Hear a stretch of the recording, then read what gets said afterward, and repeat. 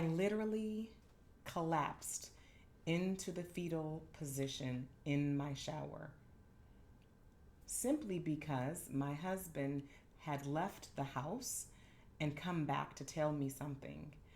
And I didn't, he scared me to the point that I didn't realize it was him.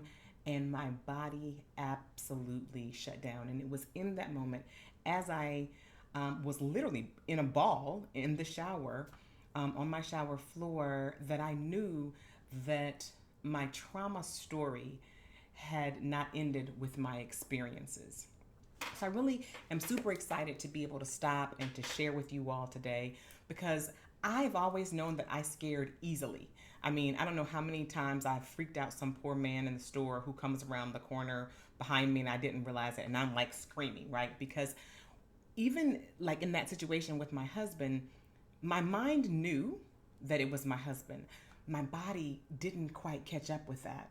And so I literally was in that balled up position, completely hijacked mentally. Like I was just gone. And it took me a while to gain my composure. This is an example of living in a state of hyperarousal. So this may be familiar to you. You know, this may be something that you have experienced on some level.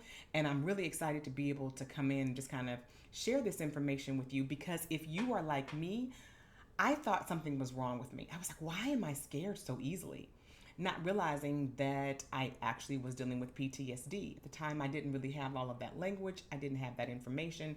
And so I just felt like I was crazy. I mean, it was so absurd to me. So hyperarousal is our body's emergency response, system to be able to take care of us. And in hyperarousal, we have three different areas that we're going to look at. The first one that we're going to look at is hypersocialization. And this is where we are just like people pleasing. Like we want to just make everybody okay. We want to feel good. We want to be in a space of really kind of creating harmony and just like being like that Switzerland space. Because if you feel good, then perhaps you will be less of a threat to me. That is one way that we deal with a sense of attack. The second one is one that I know that you've heard of, fight or flight. Okay, so in a fight situation, obviously you're like, okay, we're gonna get with it. Okay, I'm gonna have to fight myself out of this, fight my way out of it, right? And we're just willing to go in. And that could look like physical fighting, it could look like a verbal altercation, but it's some sort of like going in. Um, Flight is, let me get the hell up out of here, right? I got to make sure that I am out. I'm going to get as far away from this person, this situation as I possibly can so that I can be safe.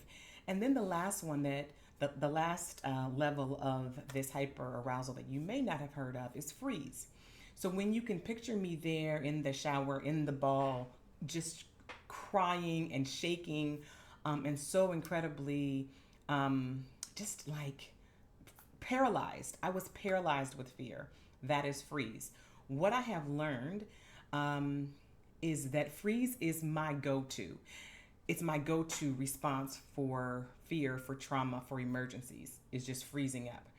It is the same reason I also must say that if I'm in an altercation and you begin like yelling at me, I freeze. I can't even hear you anymore. I can't respond. I can't do anything. I just freeze up. And so it's really important to understand that if your body perceives that hypersocialization, like being the nice guy, making everybody feel goody goody, is not going to work, or that fight or flight is not going to work either, it can just shut down. It can just go into that, like, playing possum, right? And just absolutely freeze because what it's basically saying is that this is the best way out. So for my zoned out Zoe folks out there, I know that you are out there. This is perhaps your it's your response as well. You're numbing out. You're binge watching television. You are doing a lot of things to just get into that space of disassociating, just unplugging, right? And this can be really detrimental. So, when we have exposure to trauma, the thing that I really want us to understand is that it leads to a cascade of biological changes and stress responses. So, it's super important to kind of connect these dots. Yesterday, we talked about the study with ACE, adverse childhood experiences, and really understanding how these things live in our body. And what that means is that if we have these trauma stories living in our body, our experiences are also being affected by the story. So, my day to day interactions, how I show up in my relationships, how I problem solve, how I manage any kind of stress is influenced and impacted by these trauma stories. So, I hope that this particular series, this particular module of this series is really helpful because I really want to destigmatize some of the ideas of, well, what's wrong with me? And instead switch that to what's happened to me.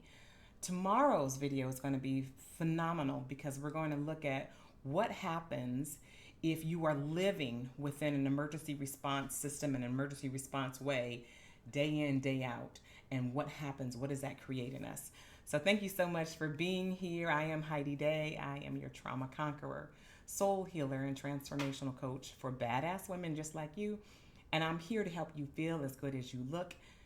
And this journey is amazing with you. Glad you're here.